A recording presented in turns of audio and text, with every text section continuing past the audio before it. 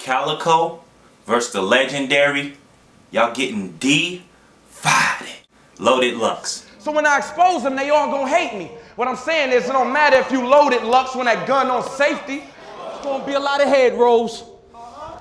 Breath holds at the death toll, you know, you Detroit niggas came to get divided. But y'all gonna always come together at funerals. But you say the fastest way through Harlem is the A train.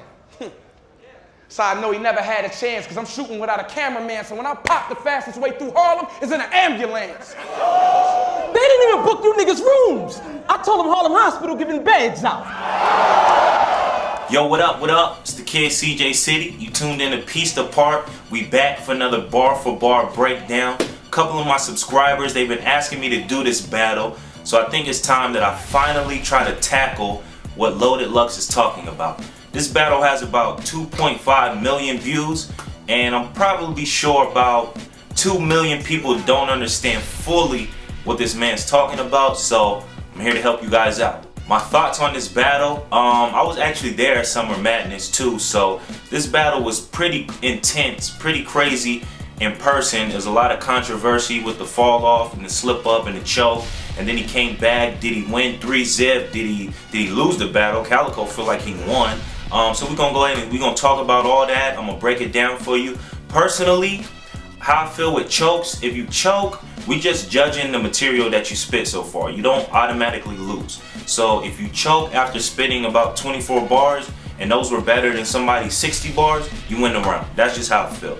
So with me, I feel like, yeah, Loaded Lux choked, but we judged what he did against Calicoe, and I feel like he still kind of took the round. So I gave all 3 of these rounds to Loaded Lux. So let's go ahead and break down some of these bars, and we're gonna jump right into it. So Calicoe goes first, and he starts talking about some situations that he's going through in his life and how he almost got locked up and people are poking fun at him for that. And he's saying this was real life.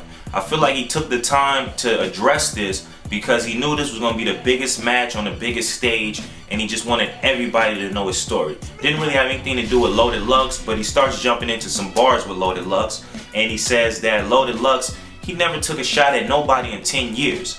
So he's saying, how do you think that you're Loaded Lux when that gun's on safety? So what he's talking about there is Loaded Lux been retired for 10 years and he hasn't battled anybody. So he's taking his name Loaded Lux and he's flipping it. How do you think that you're Loaded Lux when your gun's on safety?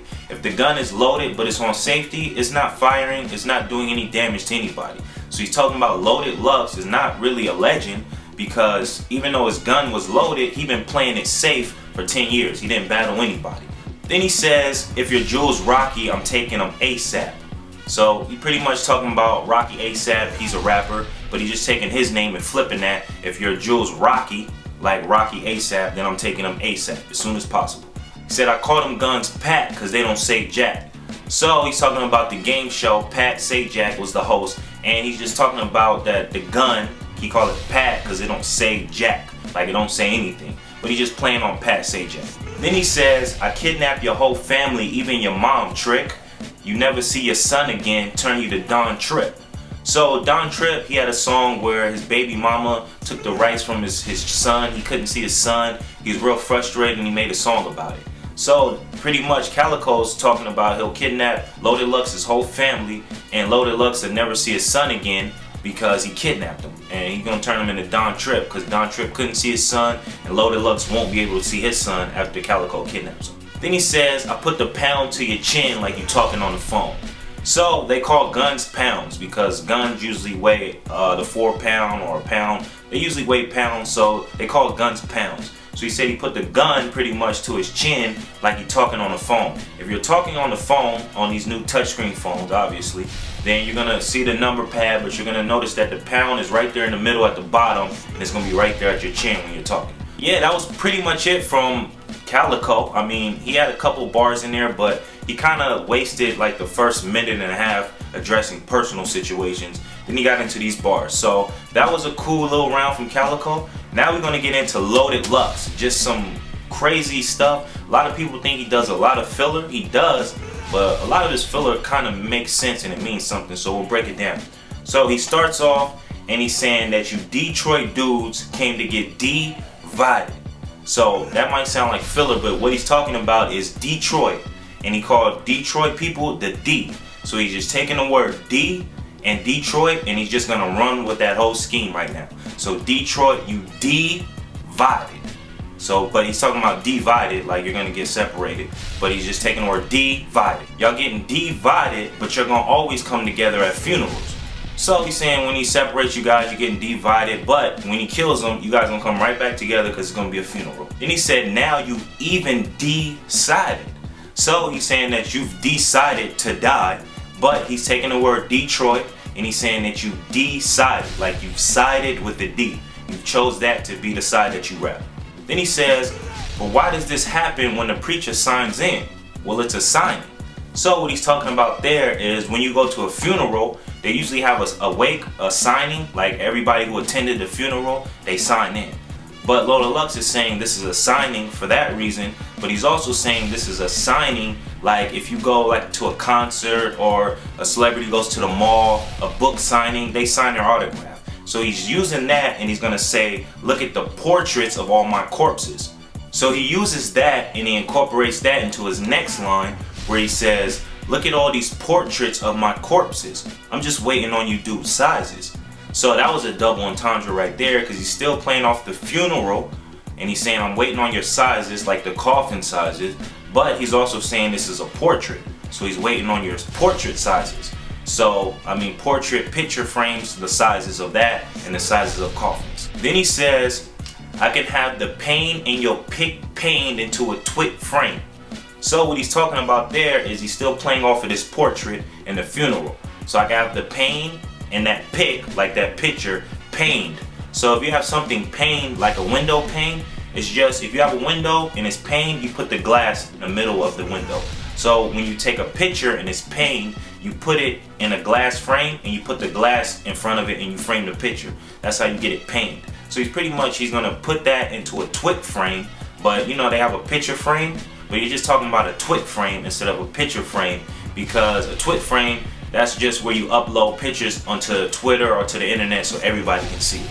So that was pretty cool. Then he says, I can get Eminem to 8 Mile by 10 it or Royce to 5'9 it. So that right there was a triple entendre right there. So what he's doing first of all, he's talking about Eminem 8 Mile, Royce to 5'9. That's one meaning.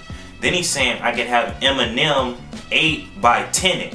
So he's talking about I can have Eminem take your coffin or take your portrait and make an 8 by 10 of it.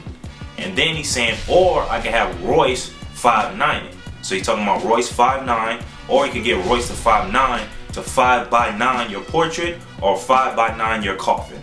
So that was crazy right there. Then he said, although hip hop don't need no more of these dudes dying. So what he's talking about, hip hop doesn't need no more people dying over hip hop, but remember he's talking about Detroit, so he's playing on the D scheme. So he's saying he don't need no more D's dudes dying, so people from Detroit, like Proof, and there was also another rapper, his name was like Blade Icewood, so he died out there in Detroit too. So he's talking about D, like Detroit rappers dying, and these people dying. Then he says, rather than trying to beat the mine as deep as a mine in Africa digging for passages halfway into China to reap a diamond. So that might sound like filler right there, but it's just a pretty fancy dressed up way of saying that his mine is really deep, just like a mine. Like a mine is just a place like a gold mine or a coal mine, just a place where you mine and you dig for gold or you dig for coal or you dig for diamonds. So in Africa they have diamond mines. It's a cave where they dig for diamonds, but he's saying they're digging so deep that they're halfway into China. So just filler, just a fancy way of saying that his mine is as deep as these people who mine way in the ground to dig for diamonds. So it's pointless to try to beat. Then he says, when they break down every round that I've sketched bouts, there's nothing tougher than smooth.